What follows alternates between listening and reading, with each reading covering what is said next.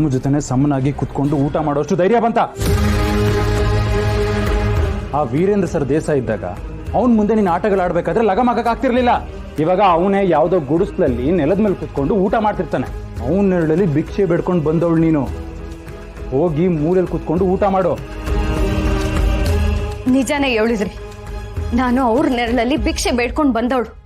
ಆದ್ರೆ ನೀವು ಇದುವರೆಗೂ ಅವ್ರು ಹಾಕಿರೋ ಅನ್ನನ ತಿಂದು ಬೆಳೆದಿರೋರು.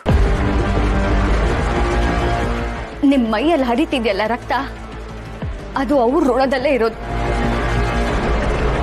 ಅಂಥದ್ಯಾವ್ರನ್ನ ಮನೆಯಿಂದ ಆಚೆ ಹಾಕಿ ನೀವು ಪಾಪ, ಮಹಾ ಪಾಪ ಕಟ್ಕೊಂಡಿವ್ರಿ.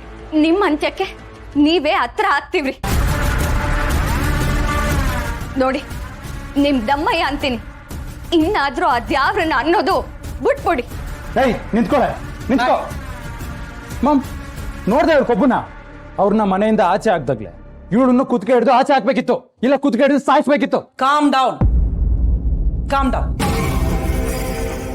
ಮಾಡಿ. ಅಷ್ಟು ದೊಡ್ಡ ಕಾಡನ್ನೇ ನಾವು ಸುಟ್ಟು ಹಾಕಿದೀವಿ, ಇನ್ನು ಈ ಗಿಡನ ಕಿತ್ತು ಹಾಕೋದು ದೊಡ್ಡ ವಿಷಯನಾ? ಈ ಪುಟ್ಟ ಗಿಡನ ಯಾವತ್ತೋ ಹೊಸ್ಕಾಕ್ಬಿಡ್ತಿದ್ವಿ. ಆದ್ರೆ ಏನ್ ಮಾಡೋದು, ಅವಳು ಹೊಟ್ಟೆಲ್ ಬೆಳೀತಾ ಇರೋದು ನಿನ್ ಮಗು. ಮಾಮ್, ಏನು ಹ ಈ ಕೋಪನೆಲ್ಲ ನೀನು ಅವಳು ಮೈ ಮುಟ್ಬೇಕಾದ್ರೆ ಯೋಚನೆ ಮಾಡ್ಬೇಕಿತ್ತು. ನಿನಗಿಷ್ಟ ಇತ್ತೋ ಇಲ್ವೋ ಅದೆಲ್ಲ ಬೇಕಾಗಿಲ್ಲ.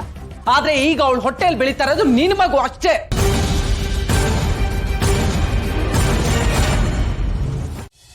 ಸುಬ್ಬು, ಈಗ ಈ ಮನೆ ಎಷ್ಟು ಚಂದ ಅಲ್ಲ? ಮೊದಲು ನಾನು ನನಗೆ ಯಾರು ಇಲ್ಲ ಅಂತ ಅನ್ಕೊಂಡಿದ್ದೆ, ಆದ್ರೆ ಈಗ ನೋಡು ಎಷ್ಟು ಜನ ಇದ್ದಾರೆ.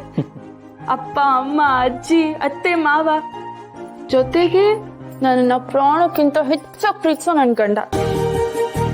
ನಾನು ಎಷ್ಟು ಅದೃಷ್ಟವಂತೆ ಅಲ್ಲ, ನನಗೆಲ್ಲ ಸಿಕ್ಕಿದೆ. ಈ ಮನೆ ಅಂತೂ ನನ್ನ ಪಾಲಿಗೆ ಒಂಥರ ದೇವಸ್ಥಾನ ಇದ್ದ ಹಾಗೆ. ಅದೇನೋ ಹೇಳ್ತಾರಲ್ಲ, ಕಂಪ್ಲೀಟ್ ಫ್ಯಾಮಿಲಿ ಪ್ಯಾಕೇಜ್ ಅಂತ, ಆ ತರ ಈ ಮನೆಯಲ್ಲಿ ಎಲ್ಲ ಇದೆ. ಪ್ರೀತಿ, ಮಮತೆ, ವಾತ್ಸಲ್ಯ, ಅನುಕಂಪ, ಅಕ್ಕರೆ ಎಲ್ಲ ಸಿಕ್ಕಿದೆ ನನಗೆ. ನಿಜ ಮೇಡಮ್, ಇದು ನಿಮಗ್ ಮಾತ್ರ ಅನ್ನಿಸ್ತಿರೋದಲ್ಲ, ಮನೆಯವರೆಲ್ರಿಗೂ ಹಾಗೆ ಅನ್ಸಿದೆ. ಈಗ ಫ್ಯಾಮಿಲಿ ಕಂಪ್ಲೀಟ್ ಆಯ್ತು ಮೇಡಮ್. ಇಲ್ಲ ಸುಬ್ಬು, ನಾವೆಲ್ಲ ಏನೋ ಖುಷಿಯಾಗಿ ಇದ್ದೀವಿ, ಆದ್ರೆ ಅಜ್ಜಿಗೆ ಏನೋ ಒಂದು ಕೊರಗಿದೆ. ಏನೋ ಲಲಿತಾದೇವಿಯ ಮೂರಕ್ಕೆ ಕೊರ್ಗ? ಅದೇನ್ ಕೊರ್ಗು ಅಂತ ಕೇಳ್ಬಿಟ್ಟು ಹೇಳಿ ಮೇಡಮ್. ಅವ್ರ ಕೊರ್ಗುನ ಈಡೇರಿಸಲೇಬೇಕು, ಅವ್ರ ಆಸೆ ನೆರವೇರಿಸಲೇಬೇಕು. ಅದೇನು ಅಂತ ಹೇಳಿ, ಅದೆಷ್ಟೇ ಕಷ್ಟ ಆದ್ರೂ ಅವ್ರ ಆಸೆ ನೆರವೇರಿಸೋಣ ಹೇಳಿ. ಅದು ಕಷ್ಟಪಟ್ಟು ನೆರವೇರಿಸುವಂತ ಆಸೆ ಅಲ್ಲ, ಮತ್ತೆ ಇಷ್ಟಪಟ್ಟು ನೆರವೇರಿಸುವಂತ. ಅಂದ್ರೆ ಅಂದ್ರೆ ನಗು ಚೆಲ್ಲಿರೋ ಈ ಮನೆಯಲ್ಲಿ ಅಂಬೆಗಾಲಿಡೋದಕ್ಕೆ ಒಂದ್ ಮಗು ಬರ್ಬೇಕು ಅಂತ ಅಜ್ಜಿ ಆಸೆ ಪಡ್ತಾ ಇದ್ದಾರೆ. ಓ, ಮರಿ ಮಗು ನೋಡ್ಬೇಕು ಅಂತ ಲಲಿತಾದೇವಿ ಅವ್ರು ಆಸೆ ಪಡ್ತಾ ಇದ್ದಾರೆ. ಆಯ್ತು, ನೀವಷ್ಟು ದೂರ ಇದ್ರೆ ಲಲಿತಾದೇವಿ ಅವ್ರ ಆಸೆ ಆದ್ರೂ ಹೇಗಿಡಿರುತ್ತೆ ಮೇಡಮ್? ಸ್ವಲ್ಪ ಹತ್ರ ಇದ್ರೆ ತಾನೆ ಅವ್ರ ಆಸೆನೂ ನೆರವೇರೋದು, ನಗು ತುಂಬಿರೋ ಮನೆಗೆ ಮಗು ಬರೋದು.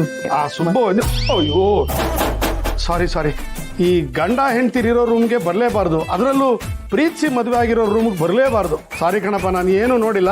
ದಯವಿಟ್ಟು 2 ವೀಲರ್ ಕೀ ಕೊಡಪ್ಪ. ಅಯ್ಯೋ ಯಜಮಾನ್ರೆ, ನೀವು ಆ ಕಡೆ ತಿರ್ಕೊಳ್ಳೋಂಥದ್ದು ಇಲ್ಲೇನೋ ನಡೀತಾ ಇಲ್ಲ. ಸುಮ್ಮನೆ ಮೇಡಮ್, ಮೊದಲೇ ಯಜಮಾನ್ರು ತಪ್ಪು ತಿಳ್ಕೊಂಡಿದ್ದಾರೆ. ಯಜಮಾನ್ರೆ, ಈ ಕಡೆ ತಿರ್ಗ್ಬೋದು. 2 ವೀಲರ್ ಕೀ ಯಾಕೆ ಯಜಮಾನ್ರೆ? ಆಮೇಲೆ ಹೇಳ್ತೀನಿ, ಕೊಡಪ್ಪ ಮೊದಲು. ಎಲ್ಲಿ ಹೋಗ್ಬೇಕು ಹೇಳಿ, ನಾನೇ ಕರ್ಕೊಂಡು ಹೋಗ್ತೀನಿ. ಅಯ್ಯೋ ಪುಣ್ಯಾತ್ಮ, ನೀನು ಇಲ್ಲೇ ಇರಪ್ಪ, ನನ್ನ ಕೆಲಸ ಇದೆ, ಹೋಗಿ ಬರ್ತೀನಿ. ಏನೋ ನೀವು ಒಬ್ಬರೇ ಗಾಡಿಯಲ್ಲಿ ಹೋಗೋದಾ? ಸಾಧ್ಯನೇ ಇಲ್ಲಪ್ಪ. ಸುಬ್ಬು, ನಿನ್ ಜೊತೆ ಕರ್ಕೊಂಡು ಹೋಗು. ಸುಬ್ಬು, ಅದು ಎಲ್ಲಿ ಬೇಕೋ ಅಲ್ಲಿ ಕರ್ಕೊಂಡು ಹೋಗು. ನೀವಂತೂ ನನ್ನ ಒಬ್ಬನ್ನೇ ಹೋಗಕ್ ಬಿಡಲ್ಲ. ಸರಿ ನಡಿಯಪ್ಪ. ಅಲ್ಲಪ್ಪ, ಎಲ್ಲಿ ಹೋಗ್ತಿದ್ದೀರಾ ಅಂತಾನೆ ಹೇಳಲಿಲ್ಲ. ಅಯ್ಯೋ, ಬಂದ ಮೇಲೆ ನಿನಗೆ ಗೊತ್ತಾಗತ್ತಮ್ಮ, ಏನ್ ತಲೆ ಹೋಗೋ ಕೆಲಸ ಏನಿಲ್ಲ. ಬಾರೋ ಬೇಗ. ಬರ್ತೀನಿ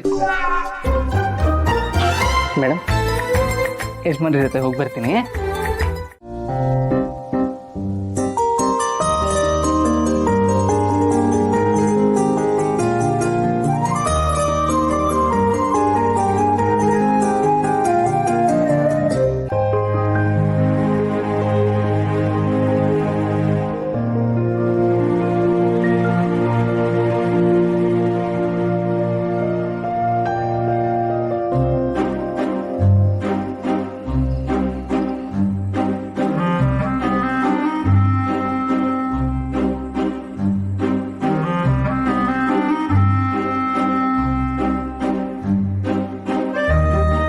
ತುಂಬಾ ರುಚಿಯಾಗಿದೆ.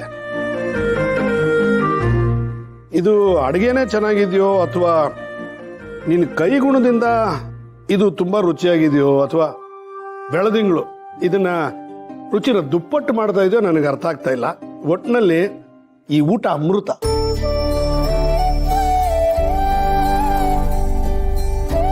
ಇದು ಕನ್ಸೋ ನನ್ಸೋ ಒಂದು ಗೊತ್ತಾಗ್ತಾ ಇಲ್ಲ. ಚಿಕ್ಕ ವಯಸ್ಸಿಂದ ಅಪ್ಪ ಅಮ್ಮನ ಪ್ರೀತಿ ಬೇಕು ಅಂತ ತಪಸ್ ಮಾಡ್ತಿದ್ದವಳು ನಾನು. ಇವತ್ತು ಅಪ್ಪ ಅಮ್ಮ ಇಬ್ರು ಇಲ್ಲೇ ಇದ್ದಾರೆ. ಅಮ್ಮ ನನಗೆ ಕೈ ತೂತ್ ಕೊಟ್ಟಿದ್ದಾಳೆ.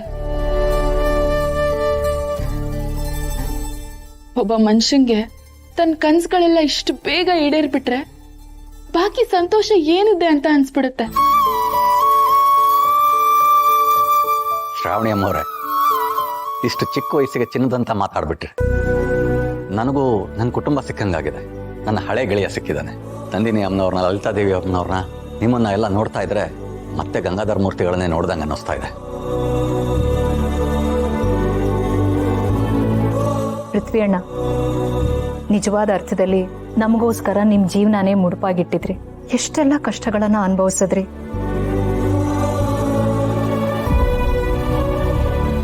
ನಿಮ್ ಹಾಗೆ ನನಗೋಸ್ಕರ, ನನ್ನ ಬದುಕಿಗೋಸ್ಕರ ತನ್ನ ಜೀವನಾನೇ ಮುಡುಪಾಗಿಟ್ಟಿರೋರು ಇನ್ನೊಬ್ರಿದ್ದಾರೆ.